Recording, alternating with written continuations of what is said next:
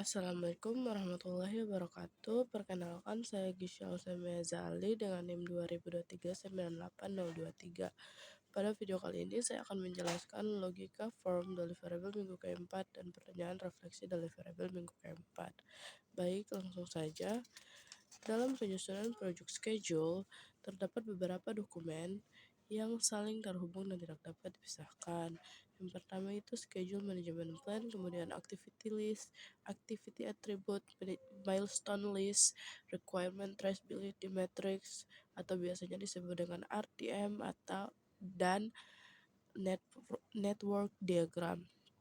Nah, pertama tuh ada schedule management plan. Schedule management plan ini berfungsi sebagai pedoman utama yang menjelaskan bagaimana penjadwalan proyek akan dilakukan, dikontrol, dimonitor.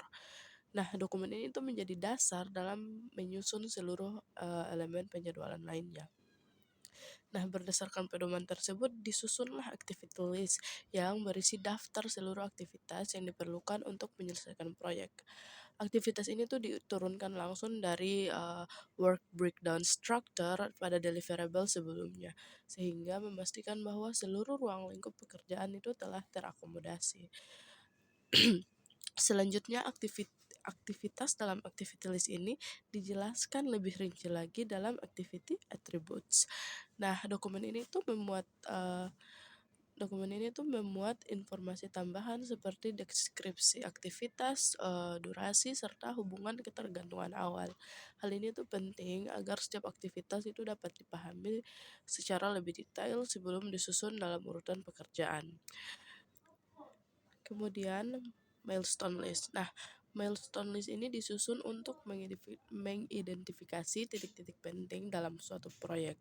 Milestone ini tidak berupa aktivitas, melainkan penanda bahwa suatu tahapan besar itu telah selesai atau baru dimulai. Milestone ini diambil dari deliverable utama dan harus selaras dengan project charter serta scope baseline. Nah, selanjutnya itu requirement traceability matrix. Nah, RTM ini tuh digunakan untuk memastikan bahwa seluruh kebutuhan proyek telah terhubung dengan aktivitas yang direncanakan.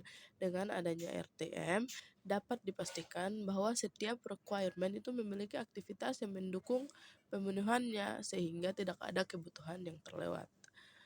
Nah, terakhir itu ada network diagram. Seluruh aktivitas dan informasi ketergantungan yang telah didefinisikan sebelumnya itu bakal disusun dalam bentuk network diagram.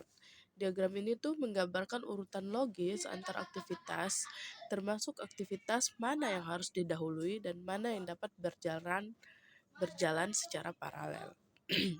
Dengan demikian, hubungan antar dokumen-dokumen ini tuh bersifat berurutan dan saling melengkapi. Schedule management plan itu menjadi dasar, kemudian diturunkan menjadi activity list dan activity attributes yang selanjutnya digunakan untuk menyusun network diagram. Sementara milestone list ini berfungsi sebagai titik kontrol dan requirement traceability matrix memastikan seluruh kebutuhan proyek tetap terakomodasi dalam proses penjadwalan. Baik, selanjutnya saya akan menjawab pertanyaan refleksi pada minggu ini. Jadi pertanyaannya itu jelaskan satu hubungan ketergantungan antar aktivitas di network diagram Anda. Nah, aktivitas apa yang harus mendahului aktivitas lain dan mengapa secara proses di lapangan hal ini tuh harus demikian. Nah, salah satu contoh hubungan ketergantungan dalam network diagram deliverable minggu ini antar aktivitas itu ada drilling operation dan completion of subsea walls. Nah, jadi aktivitas drilling harus dilakukan terlebih dahulu sebelum sumur dapat dinyatakan selesai.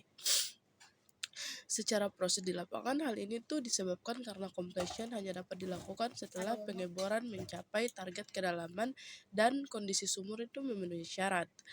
Tanpa penyelesaian proses drilling, tahapan completion tidak dapat dimulai karena belum terdapat struktur sumur yang siap untuk diselesaikan dan dioperasikan.